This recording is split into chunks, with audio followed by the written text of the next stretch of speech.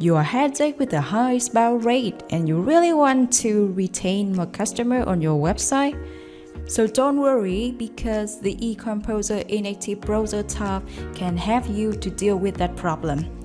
Hi, I'm Rose from EComposer Shopify Page Builder, and this is the EComposer extension tutorial.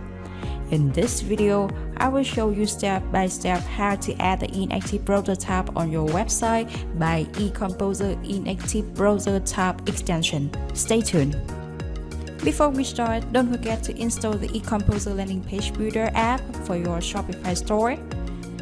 And if you don't have a Shopify account, feel free to click on the link we attached on the description below. The newest Shopify exclusive deal is waiting for you. So now we are in the EComposer app dashboard. The first thing to do is we need to go to the EComposer editor. To do that, we can click on Start Building to build a new page, or we can pick up an existing page that we have created before.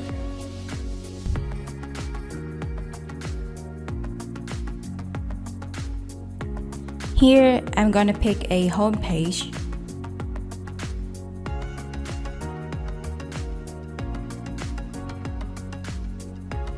Then you will see the EComposer editor will be open in front of you. Next, go to the EComposer extension library and find out the Inactive Browser tab. Then click on Install Now to add this extension to your page. From now on, let's go to the most important part of this video: configure your Inactive Browser tab. Here you will see this is the setting window of this extension. On the right hand side, there are several options that this extension giving you. Like you will see in the tab title, there are some sample here. To add a new tab title for your Inactive Browser tab, you can duplicate the existing ones, then just change the content as you want.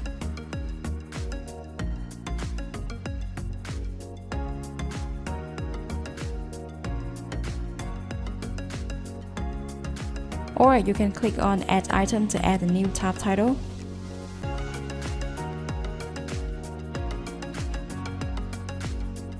Next, let's change the delay time for your Inactive Browser tab. Turn on the loop effect if you want.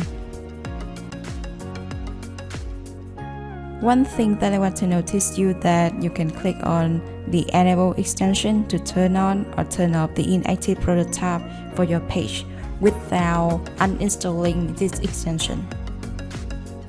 Finally, click Save to save all settings. Then back to the editor, save and publish.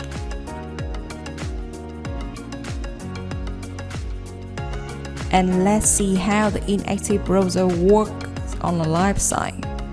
To test the outcome of the Inactive Browser tab, I will open a new tab here. Then you will see there's some notifications snooing to let us come back to the old tab. It's a wrap of today's EComposer extension tutorial. Remember to subscribe and turn on the notification to get the newest video from our channel. Feel free to leave the comments or join the EComposer community to get the quick support and the latest update.